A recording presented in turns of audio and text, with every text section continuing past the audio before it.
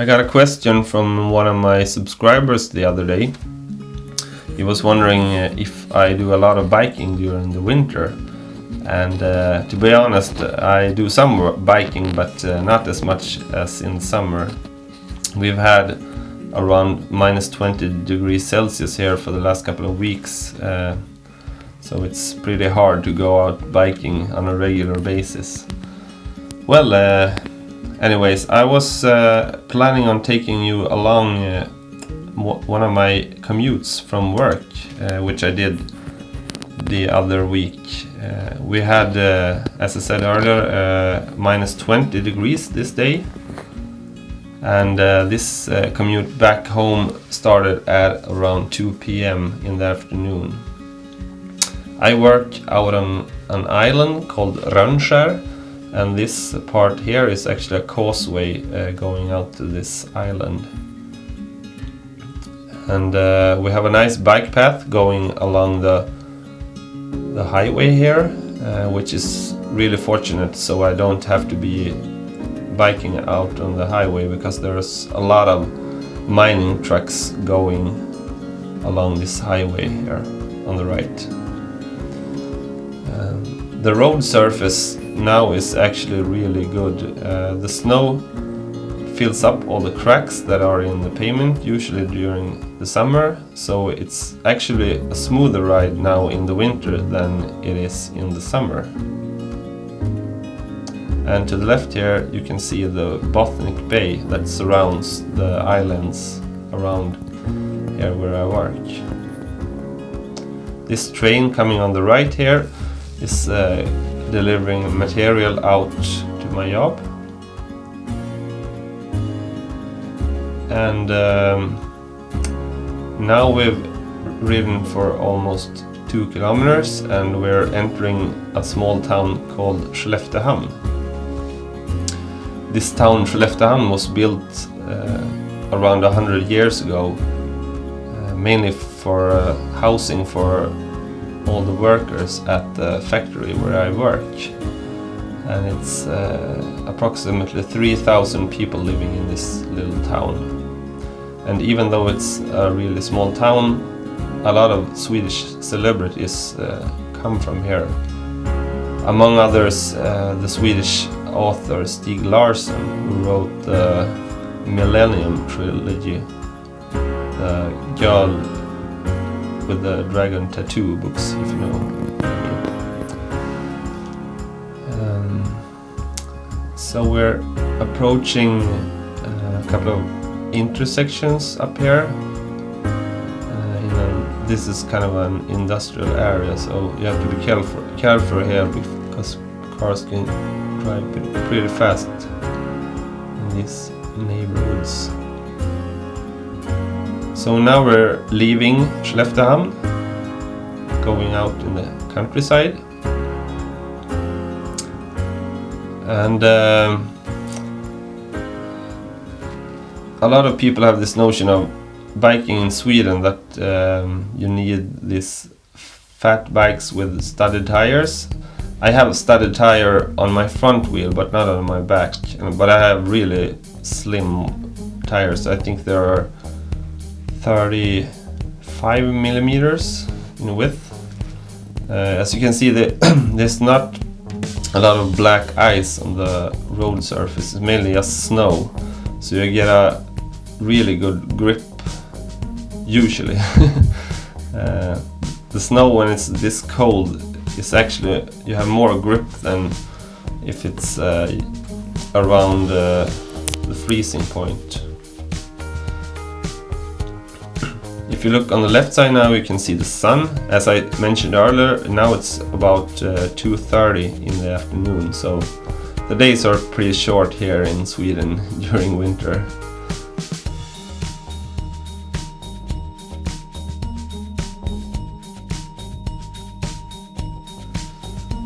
Now we're entering an area where they're building a lot of new houses here. I have a friend who's actually building one of these houses, the grey one that's on my left side here. Really nice area.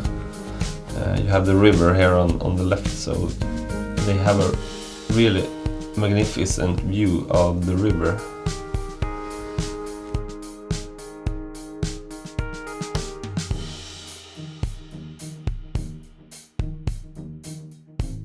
This town we're cycling through right now is called Ursviken, and there lives around 4,000 people here.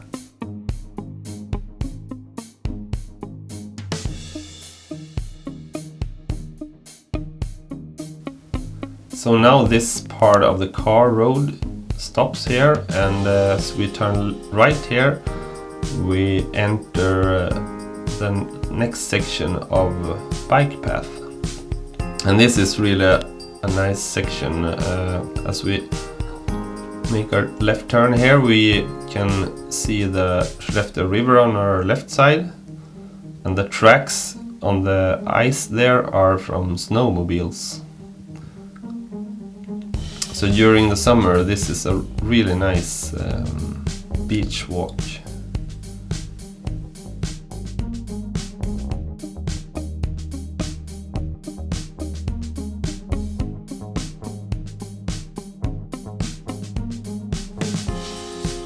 Unfortunately, this green industrial building kind of ruins the mood, I guess.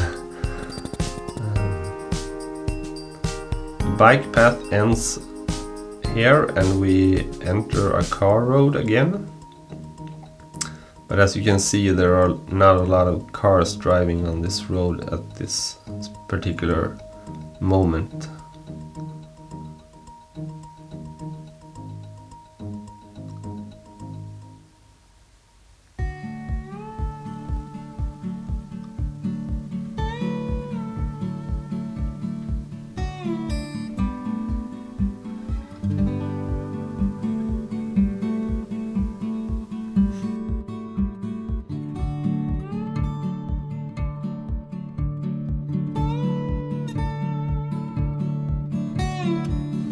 If you look to the right, you can see a typical Swedish house, red wooden house with white corners and a red picket fence.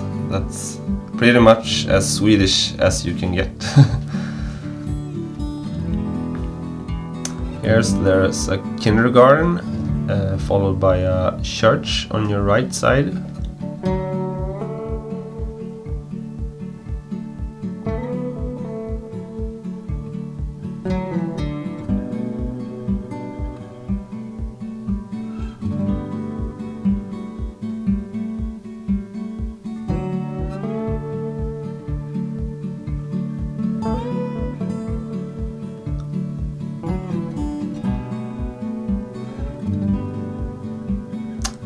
Now we're making a left turn here.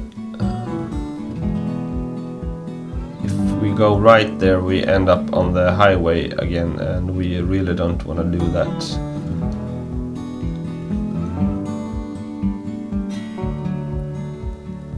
So this is probably the favorite part of my commute.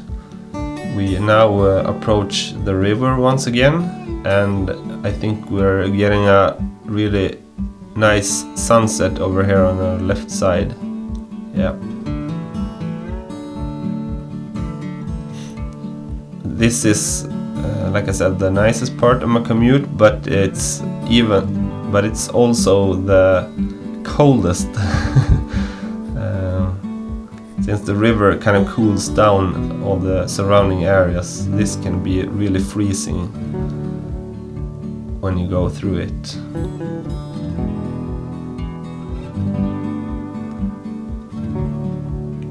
Like I said earlier, it's usually not that much black ice in my commute, but this section here can actually be a bit slippery because the trees are so close to the road. So in the spring, a couple of weeks, the sun has a pretty the sun is standing so low, so it can get really slippery here because the snow is freezing and thawing and freezing and thawing every day.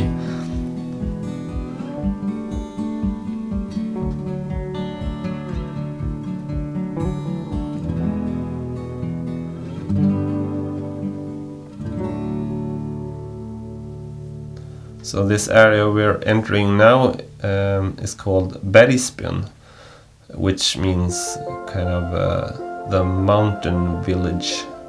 As you can see, there's not a lot of mountains in our site, but there's a mountain that's like 1 kilometer to our right from here, so I guess the name comes from that. There are a lot of horse farms that we're passing right now on both sides.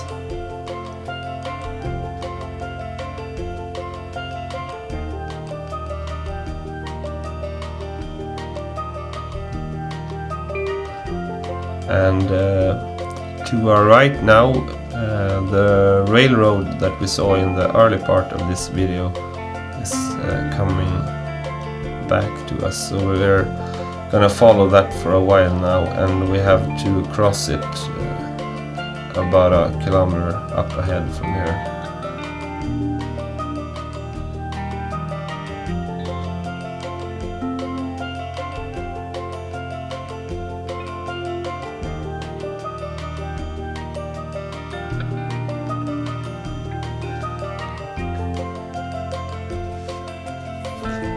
And this town Bettysnäs, I think there are around 4,000 people living in this small town here.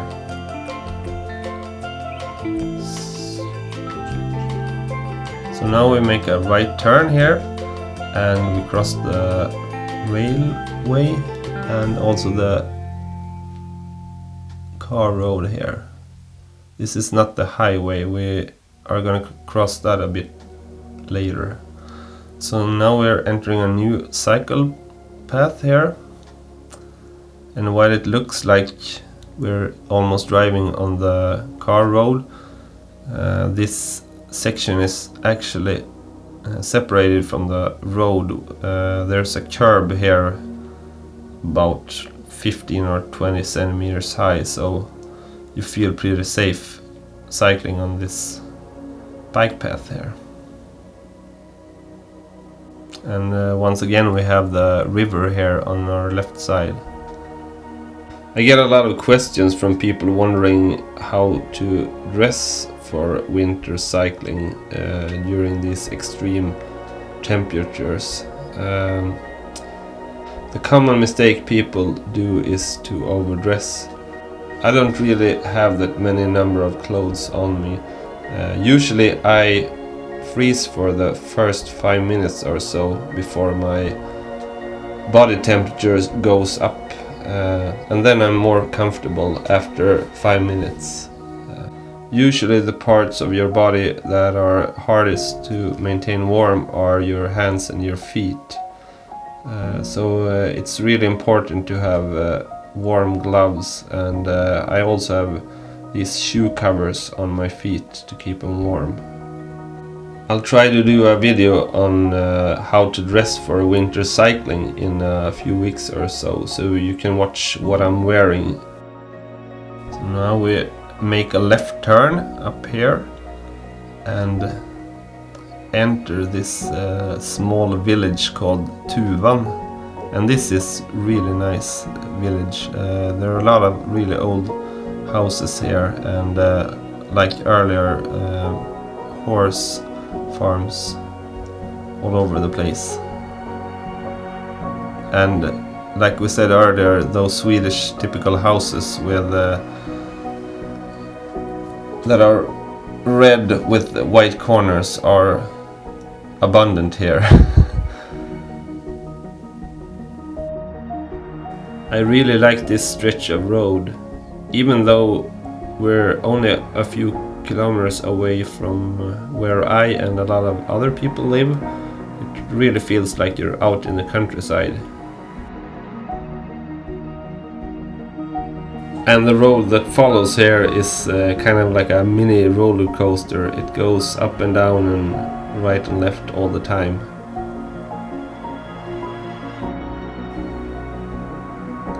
Notice all the red houses here on the left, like we talked about earlier.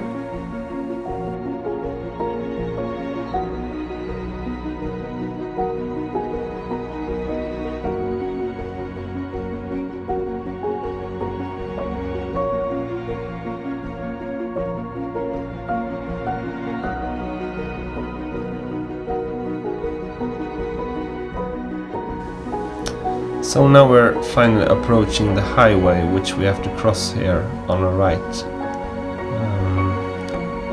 And this can be a tricky part. The cars are driving pretty fast up here.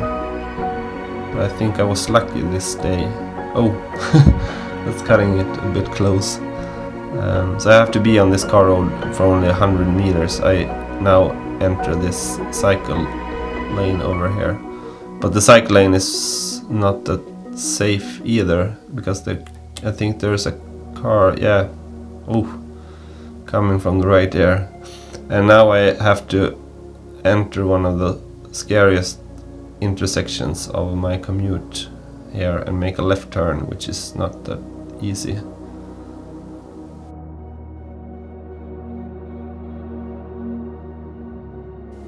Well, since it was a really cold day, my batteries died on me at the end. So we have approximately 1 kilometers left here, but unfortunately my batteries died in a couple of seconds from here.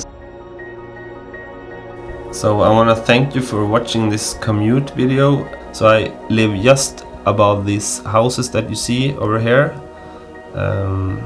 So once again, thanks for watching, and until next time, have a good one.